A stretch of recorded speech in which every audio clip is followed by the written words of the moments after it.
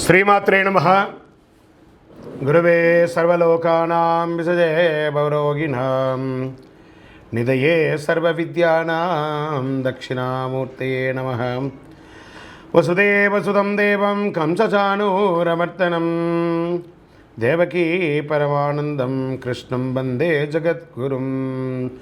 సద్గురుకులదేవతాభ్యో నమః.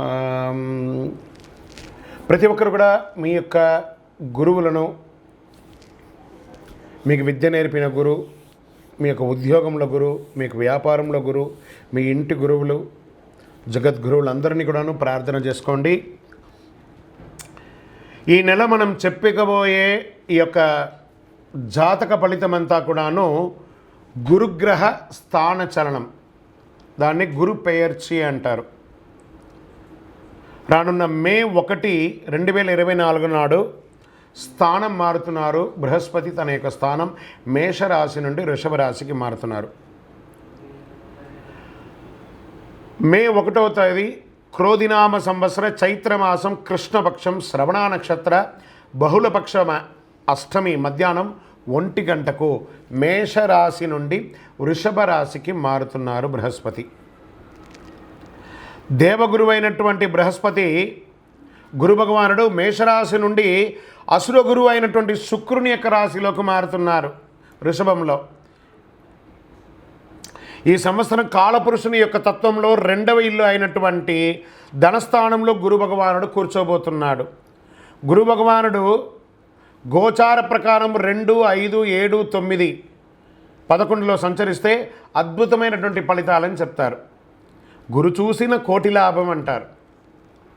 గురు భగవానుడు అనుగ్రహం రావాలంటే అంత ఈజీ కాదు, అది యోగమే కదా. అది వచ్చిందంటే నవగ్రహాల్లోనే శుభప్రదమైనటువంటి గురు భగవానుడి యొక్క సంపూర్ణ ఆశీస్సులు మనకు కావాలి.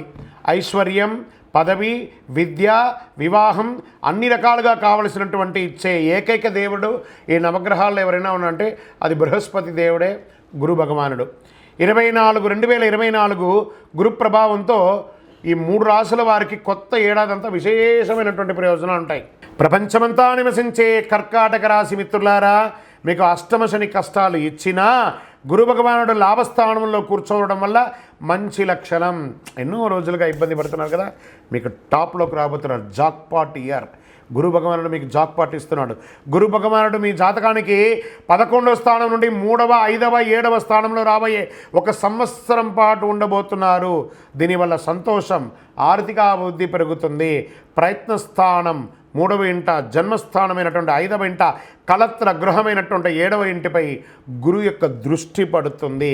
కర్కాటక రాశి అధిపతి చంద్రునికి గురు భగవాన్ లాభస్థానంలో కూర్చోబోతున్నారు. ధనకారకుడైనటువంటి గురు భగవాన్ కృత్తిక, రోహిణి మరియు మృగశీర రాసుల్లో ప్రయాణించడం మీకు అద్భుతమైనటువంటి సమయం కూడా చెప్పచ్చు. ఆస్తుల నుండి లాభం పొందుతారు. డబ్బుల వర్షం కురుస్తుందని కూడా చెప్పచ్చు. కొంతమందికి సంతానం లేని వారికి సంతానం కలుగుతుంది. ప్రేమ వివాహం వాళ్ళకి ఇది ఒక సమయం అని చెప్పచ్చు. ఆదాయం మల్టిపుల్గా పెరుగుతుందని కూడా చెప్పచ్చు. మీరు ఉద్యోగం చేసే చోట ప్రమోషన్స్ పొందుతారు. మీరు కోరుకున్న చోటకు ట్రాన్స్ఫర్స్, ఇంక్రిమెంట్స్ వచ్చే అవకాశాలు ఉన్నాయి. ప్రైవేట్ రంగంలో ఇది వచ్చి చెప్పేవన్నీ కూడాను స్త్రీ పురుషులందరికీ కూడాను ప్రైవేట్ రంగంలో ఉద్యోగం చేస్తున్న వాళ్ళకి విదేశాలకు వెళ్ళే అవకాశాలు ఉన్నాయి. విదేశాల్లో స్థిరపడతారు.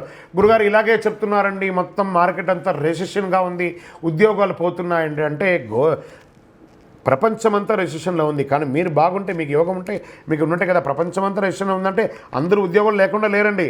ఒక భాగం వాళ్ళు మాత్రమే ఉద్యోగం లేకుండా ఉన్నారు. మిగతా వాళ్ళందరూ ఉద్యోగంతో ఆనందంతో ఉన్నారు.